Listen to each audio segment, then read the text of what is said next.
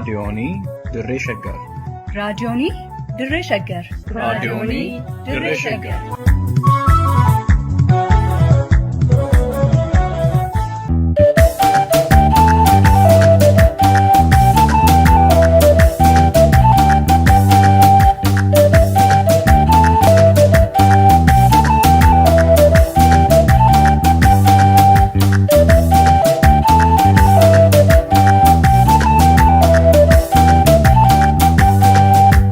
falmaan mirga hiree murteeffannaaf taasifamu hunda galeessaa fi bifa ijaarameen yoo ta'e galma ga'a. Yooyyaa ashamaa akkam jirtu dhaggeeffattootaa fi hordoftoota keenya kabajamoo. Akkuma sagantaa lafaaf lafee keenya kana keessatti irra deddeebiin ibsinu lafa jechuun biyyee fi qe'ee Oromoo baddaa fi gammoojjii bahaa hamma lixaa kaabaa hamma kibbaatti jiru dachee Oromiyaa hunda. Biyyeen kun immoo irraa jalaan dhiigaa fi lafee Oromootiin erbamee Oromummaa lafaa fi namaa mirkaneessa.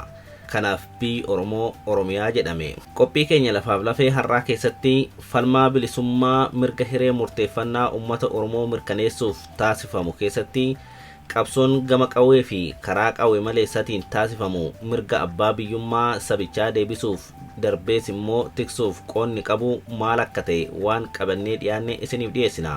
Qopheessituun Faayituu Waariyoo Gulaalaan Duubee Wayyeessaa kan dhiyeessu immoo an Gurmeechaa Gammachuutii nu waliin tura.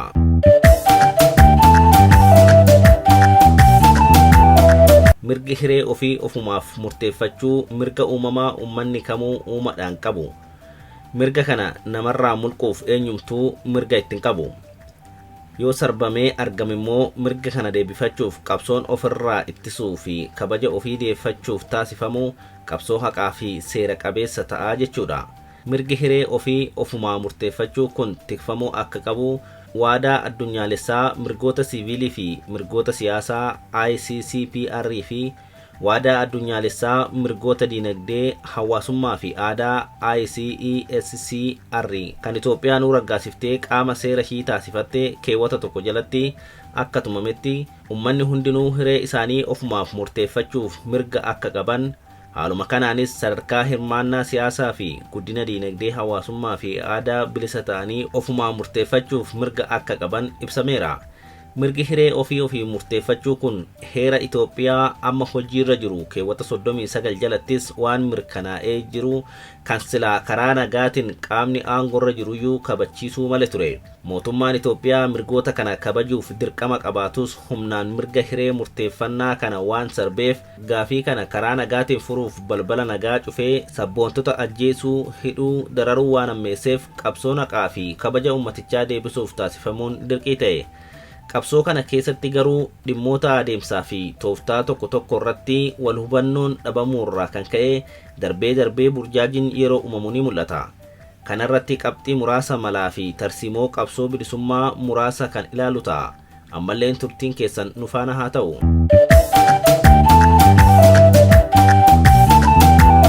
Qabsoon uummanni Oromoo akka saba gabroonfameetti gaggeessuu qabu qabsoo bilisummaa uummatichaa fi mirga abbaa biyyummaa Oromiyaa guutuurratti qabu gonfachiisu ta'uu akka qabu ifa galaadha. Kunis kan humnaan dhufe humnaan ofirraa deebisuu dabalatee qabsoo hunda galeessan ta'a. Haa ta'u malee karaa kana malee karaa sana malee jechuun humnaa fi yeroo ofii qisaasuun yeroo tokko ni mul'ata. Diinni Oromoo sabichaa gandaan kutaan akkasumas amantiin qoqqooduu dabalatee gama hundaan nutti jira. Nutis gama hundaan ofirraa faccisuu irra dabarree haleeluu danda'uu qabna. Qawweedhaan, dippiloomaasiidhaan, siyaasan yookiin piroopagaandaadhaan, miidiyaadhaan diddaa fi fincila uummataa fi kan kana fakkaatan akeeka uummata keenyaaf qabnuun caallee argamuu qabna. Gabaabumatti qabsoon bilisummaa saba tokkoo qabsoo ofirraa ittisaa qawween taasifamuu fi falmaa qawwee maleessaa hammachuu akka danda'u hubachuun barbaachisaadha. Haala yeroon barbaadu irratti hundaa'uudhaan waan ta'uu qabu irratti xiyyeeffatanii qabsoo finiinsuun alatti karaa kana malee karaan kun hin baasu jedhanii walirratti duuluun qawwa walitti banuudha. Diinaafis karaa banuu waan ta'uuf hin barbaachisu. Falmiin karaa nagaa taasifamuu malee hanguma cufamaa deemuu namni mirga ofii kabachiifachuuf odoo hin jaalatin dhiibamee karaa qawwee kaasutti seena. Kun addunyuma kamittuu akkanuma. haala kanaan yeroo ammaa qabsoo hidhannoon godhamu kan waraana bilisummaa Oromoo fi mootummaa Itoophiyaa jidduutti godhama.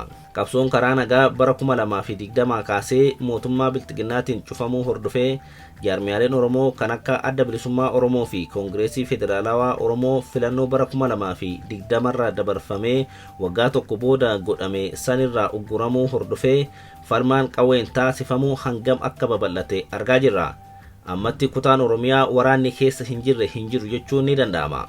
Qabxii itti aanutti ce'uun dura qabsoon Oromoo akkamitti haala amma jiru kanatti jijjiirame kan jedhu gabaabsinee ilaaluun mala qabsoo hundaayuu akka hubannuuf nu gargaara. Osoo addi bilisummaa Oromoo ABO'n warraaqsa uummataa addawaayii lakkoofsa tokko kan TPLF itti mataa turte ari'e saniin biyyatti hin deebiin dura waraanni bilisummaa Oromoo damee waraana adda bilisummaa Oromoo akka ture ni yaadatama.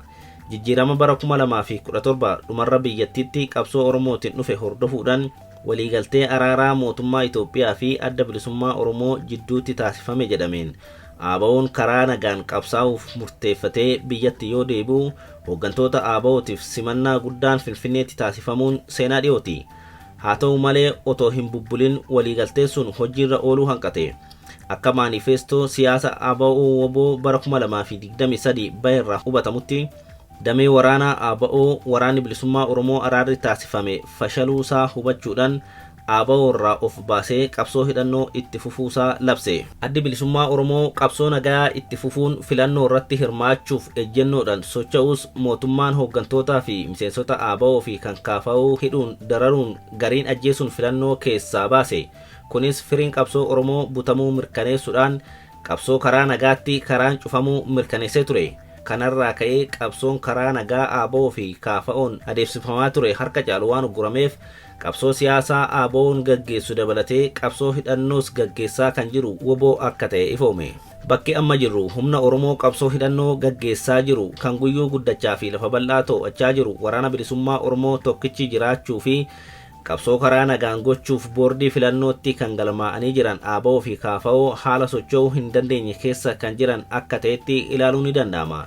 Kana jechuun garuu qabsoo isaanii guututti dhaabaniiru jechuu miti.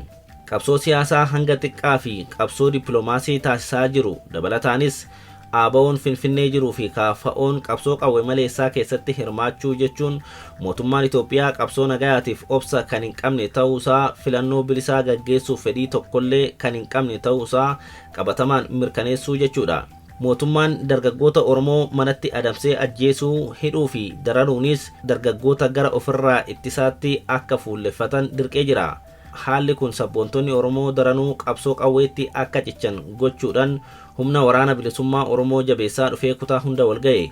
Kana keessatti garuu humni mootummaa Abiy Ahimad fi Shimallis Abdiisaatiin bobbaafamee fi yakkamtoonni maqaa qabsootiin uummata dararanii fi saaman uumamuun hin oolle. Asirraa kan hubannu qabsoon bifa lamaanitu haala amma biyyattiin keessatti argamtu kana keessatti kan barbaachisuu fi walitti bu'uusaati. Yeroo ammaa kana waraanni bilisummaa Oromoo qabsoo siyaasaa fi hidhannoo armaan dura ABO'n gaggeessaa ture hunda wiirtuu tokkorraa gaggeessaa kan jiru ta'uun ni beekama. Kanarraa ka'uun maqaa ABO WBO jedhus walitti hidhaa itti fayyadamaa jiraachuun ifa.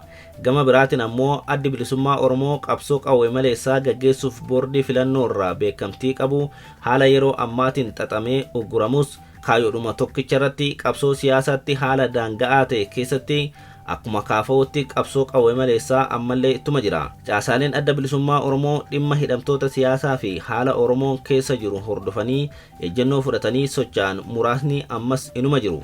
Gabaabumatti qabsoon WBO's ta'ee kan ABO akkasumas kan KFO wal utuba malee waliif faallessu jechuudha. Kan dagatamuu hin qabne qabsoon Oromoon bilisummaaf taasisu tooftaa kamiinuu haa ta'u garuu haala ijaarameen jaarmiyaan yoo ta'e galma barbaadame san bira ga'a.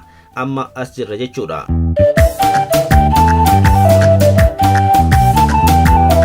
Gama biraatiin KFO'n gaafa hundaa irraa eegalee qabsoo qawwee maleessaa gaggeessaa jira. Qabsoon gama kanaan taasifamu maalfaa mirkaneessiree gaaffiin jedhu ka'uu mala. Milkaa'uu fi milkaa'uu dhabuu kan jedhuyyuu waan sirriitti xiinxalamuu qabu malee maal buusan jedhanii haamilee wal buusuun diina fayyada malee sabicha fayyadu.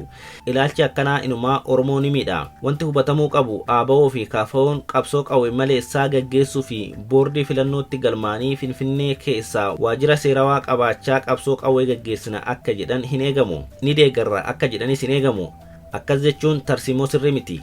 osuma qawweetti amananiyyuu haala olitti ibsine kanarraa kan ka'e qabsoon qawwee fi deeggarsi tarsiimoo kanaaf taasifamu waan galmee boordirraa isaan haqsiisu malee waan guyyaa tokkoof lama caalaa deemsisu miti. Deeggarsa qawweef qaban ifatti himu jedhamee eegama taanaan akkasitti akka dubbataniif afaan jala qotama taanaan kun gowwummaadha yookaan nama ergama biraa qabu nama fakkeessa.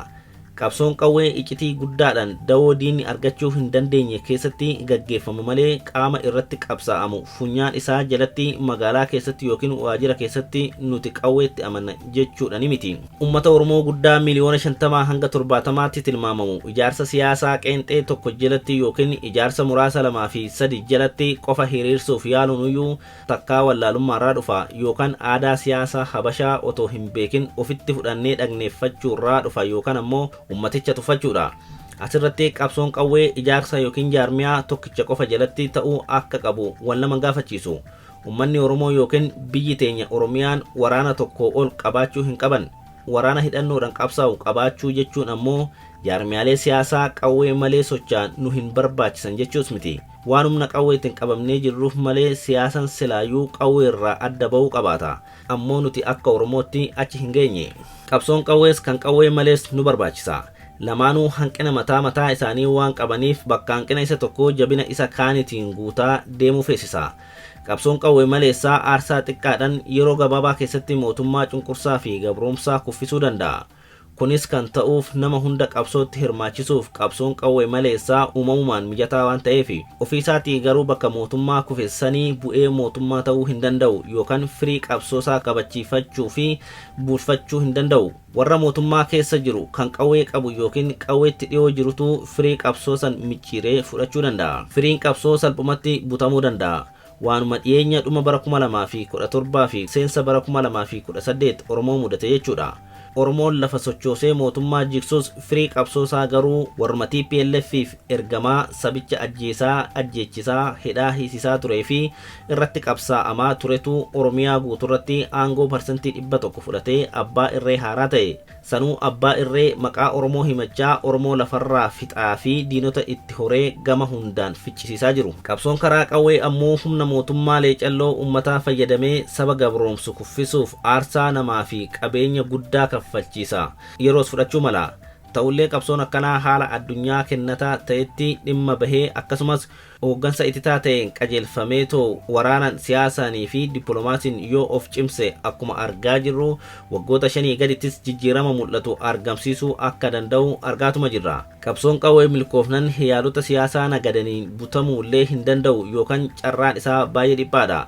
Qabsoon hidhannoo qabsoo qawwee maleessatiin yoo dabalame garuu hanqina maloota lamaa keessa jiranirra aanuudhaan aarsaa xiqqeessee yeroo gabaabaa keessatti bu'aa ajaa'ibaa dantaa sabaa hin sharafamne argamsiisuu danda'a.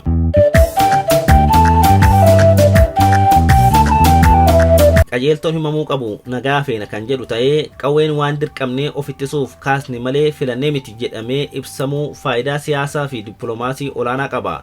Kana jechuun qabsoon keenya qawweedhaanis ta'ee qawwee maleen haa gaggeeffamu malee akka ejjennootti rakkoo siyaasaa impaayera Itoophiyaa furmaata siyaasaa argachuu qaba kan jedhu qajeeltoo yookiin pirinsipilii barbaachisaadha. Dubbii keenya keessatti furmaata karaa marii nagaatiin argamuuf akka dursa laannu himachaa qawweedhaanis fincila uummataatinis itti mudduun rakkoo uummata keenya amma mudate keessaa saffisaan ba'uuf barbaachisaadha. Akkuma yaadannu fincilli uummataa jijjiirama guddaa garuu immoo qawwee dhabarraa kan ka'e bara 2018 nu jalaa micciirame san fide. Qabsoon qawwee ammoo akkuma gurraa qabnu mootummaa Itoophiyaa harka micciiree biyya sadaffaatti bakka qaamni sadaffaan jirutti marroo lamaaf mariif akka taa'u dirqamsiisee jira. Haala kanaan gareen mootummaa Itoophiyaa Jeneraal Getaachoo Guddinaa, Dr. Geediyoon Ximooxiyoo fi Reedoo Anfaa of keessaa qabuu fi gareen ajajaa olaanaa Aabawoo Woboo Jaalmarroo Dirribaa, itti aanaa ajajaa olaanaa Aabawoo Woboo Jaalgammachuu Abbooyee fa'aan hoogganamu gidduutti qindeessummaa United States, Norway, Keeniyaa fi Igaadin Taanzaaniyaa Daar es Salaamitti marroo lammaffaaf marii siyaasaa teechiseera. Mariin kun milkaa'uu kan hanqate sababa fedhii dhabuu mootummichaatiin qondaalli mootummichaa hidhaa waggaa tokkoo booda dhiyeenya hiikamee fi qaamonni adda addaa ibsaa turan. Achi booda mootummichi gareelee ofiif akka riphee lolaatti bobbaasee uummata ajjeesisaa fi saamsisaa ture waammachuudhaan waraana bilisummaa Oromoo waliin araaramne jedhee olola guyyoota 2-3 hin caalleen of gowwoomsuu akka filate taateewwan dhiyeenyatirraa sirriitti hubatama.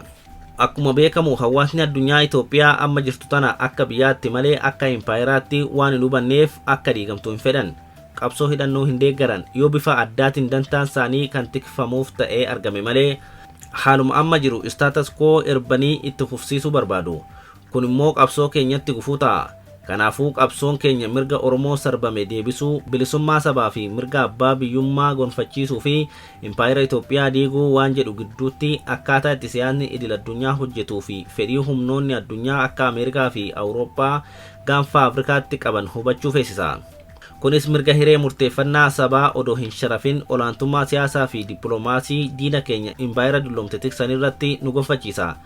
Kana jechuun qawwee hin hiikannu cunqursaa fi gabrummaa ofirraa qolachuuf dirqamnaa jechuudha. Rakkoon siyaasaa karaa nagaatiin xumuramus injifannoo qawweetiin xumuramus Oromoon qawwee hiikachuu odoo hin taane bu'uura waliigalamuun qaama nageenya uummataa tiksutti dabalamaa jechuudha. Marees yoo ta'e akkuma armaan dura yeroo lamaaf yaalamaa turetti qawwee isaa qabatee bakka qaamni sadaffaa amanamaa idil addunyaa argametti mari'ata malee hiikatee miti. Qabsoo keessatti qawween gabrummaa cabsaa, bilisummaan booda ammoo birmadummaa biyyaa tiksaa. Biyya jechuun ammoo takkaa'uu Oromiyaadha yookaan federeeshina haaraa yookaan konfedereeshina waliigaltee haaraan ijaaramu ta'a.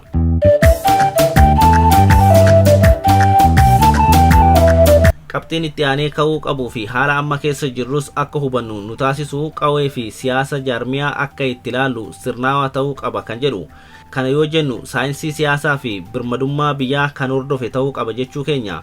Kunis tarsiimoo qabsoo bilisummaa dura jiru nuuf qajeelchee akka walisakaale nu tolcha. Ammatti gabrummaa humnaan nurratti jige humnaan ofirraa kaasuun fardii waan ta'eef qawweedhaan haa qabsoofnu malee qawween dhawaatan siyaasa keenya keessaa bahuudhaan hubannoon keenya daranuu jabaatee birmadummaa biyya Oromoo Oromiyaa yookaan biyya Oromoon olloota isaa waliin tolfatu kan tiksu ta'uun waan hin oolle ta'uu beekuu barbaachisa. Sirna gadaa keenya keessattis ta'ee addunyaan tun hundi akkuma kana. Qawween nageenya biyyaa, nageenya lammiilee fi hundaa olitti ammoo birmadummaa biyyaa tiksa. Biyya jechuun akka Oromoon itti murteeffatutti ta'ee takkaa'uu Oromiyaa ta'a yookaan biyya Oromoon olloota isaa waliin hundeeffatu ta'uu danda'a. Bilisummaa ummatichaa booda namoonni qabsoo qawwee gaggeessan aangoo siyaasaa qabachuuf yoo fedhan damee qabsoo waraanaa keessaa bahanii damee siyaasatti makamuudhaan siivilii ta'uun hirmaatu. Kun sirnuma biyya addunyaa hunduu ittiin qajeelfamudha.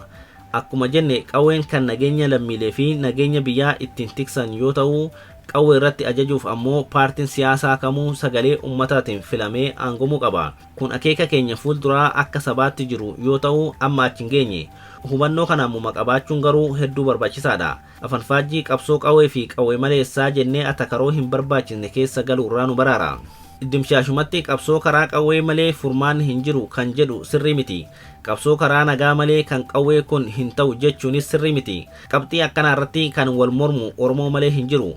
Ilaalchi ana malee fi karaa kiyya malee jedhu kun aadaa siyaasaa Habashaarraa nutti seene malee gadaa keessa hin jiru. Karaan qabsaa'onni irra deeman hundinuu karaa Oromooti jennee fudhachuu qabna malee karaa kiyya qofa jechuun qabnu. Qabsoo akka sabaatti goonu keessatti qabsoon qawwee damee murteessaa waan humnaan namatti dhufe humnaan ofirraa itti deebisanidha. Kanarraa kan ka'e xiyyeeffannoo gahaa qawweedhaaf kennuun akkuma jirutti ta'ee dameewwan siyaasaa, dippiloomaasii, diinagdee fi hawaasummaa irrattis qabsoo barbaachisa. Damee hundaan ijaaramanii rakkoo gama hundaan jiru ofirraa qoluu barbaachisa. Kan qawweessitti dhufe qabumaan miidhagsita. Kan siyaasas akkasuma siyaasan ijaaramtee ummata qajeelchita. Kan dippiloomaasiis roguma isaatiin tolchitee taphatta. Waan hawaasummaallee jaarmiyaa hawaasummaa jajjabaa ijaarrattee rakkoo furtaa jechuudha. Oromoon saba isa neeshin yookiin biyya jennu san jechuudha. Waan sabni addunyaa tun qabdu mara sirna gadaa isaatiin qajeelfatee guuttachuu ni danda'a.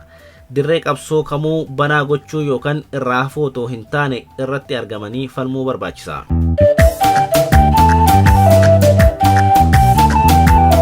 Akeekni qabsoo Oromoo kan Oromoo hunda hammatu, uummata Oromoo bilisa kan hiree isaa gara fedhetti murteeffachuu akka danda'u taasisu kan jedhu akka ta'e namuu irratti waliif gala. Cunqursaa impaayera Itoophiyaa Oromoo irra jiru kana irraa cabsuun galma qabsichaatii jechuudha. Erga cunqursaan irraa cabee uummanni bilisa ta'e booda uummanni hiree isaa murteeffata. Asirratti wanti sirriitti hubatamuu qabu lamatu jira. Tokkeessoon hiree uummataa kan murteessu nama tokko yookiin garee siyaasaa tokko odoo hin taane uummaticha guutuudha. Kunis sagaleedhaan yookaan referendamiidhaan hojiirra oola. Lammeessoon uummanni hiree isaa gara tolutti akka murteeffatuuf gareeleen siyaasaa akeeka siyaasaa mataa isaanii uummataaf dhiyeeffachuun barsiisuu ni danda'u. Fakkeenyaaf gareen tokko Oromiyaa walaba jechuu danda'a. Gareen biraa immoo uummata ollaa waliin konfedereeshiniitu nuuf gaarii ta'a jechuu mala. Gareen biraa immoo federeeshina nuuf fayya jechuu mala. Murtii maayii kan kennu garuu uummata. Gareeleen garaagarummaa ilaalchota kanneenitiin walirratti duuluu, ololuu, diinobsuu, farrajuu hin qaban jechuudha. Uummata Oromoo walaba kan cunqursaan impaayera Itoophiyaa irraa cabe jechuun maal jechuudha? Maaliin ibsama kan jedhu immoo qabxii ijoo sirriitti ilaalamuu qabu.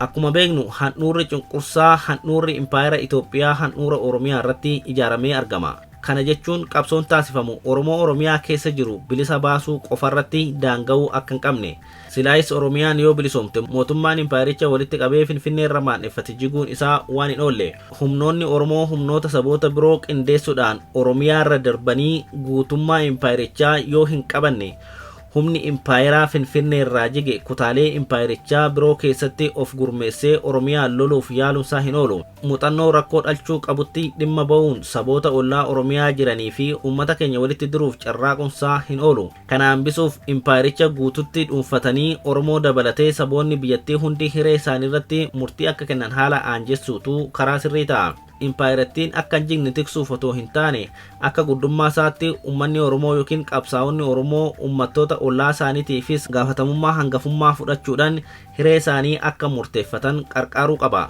Fedhiin humnoota addunyaas as keessatti rakkoo mataasaa akka nurratti hin uumneef akkaataa siyaasni addunyaa Afrikaa fi gaanfa Afrikaa ittiin taliigamu irratti hubannoo olaanaa qabaachuudhaan qabsoon keenya eenyuufuu yaaddoo akka hin taane mirkaneessuu qabna. Kun immoo nageenya Oromiyaan olloota ishii wajjin qabdu mirkaneessuurra darbees akka teessoo gamtaa Afrikaatti qooda Oromiyaan gaanfa Afrikaa fi tokkummaa Afrikaa keessatti taphachuu qabdu ol kaasa.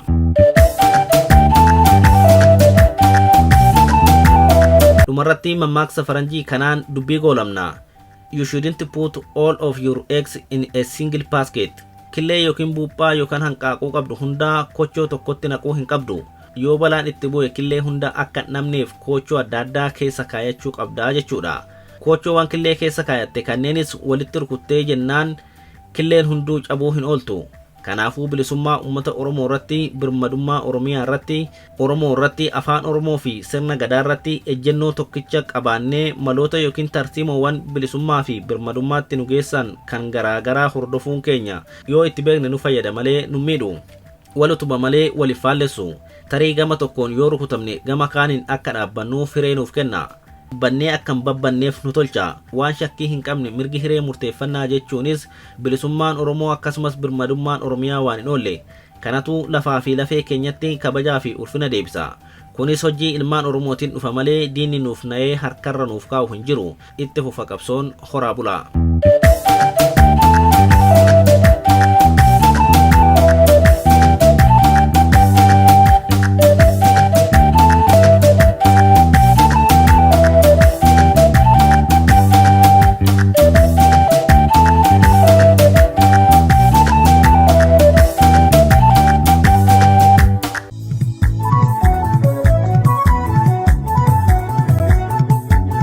raadiyoonii dirree shaggar. raadiyoonii dirree shaggar. raadiyoonii dirree shaggar.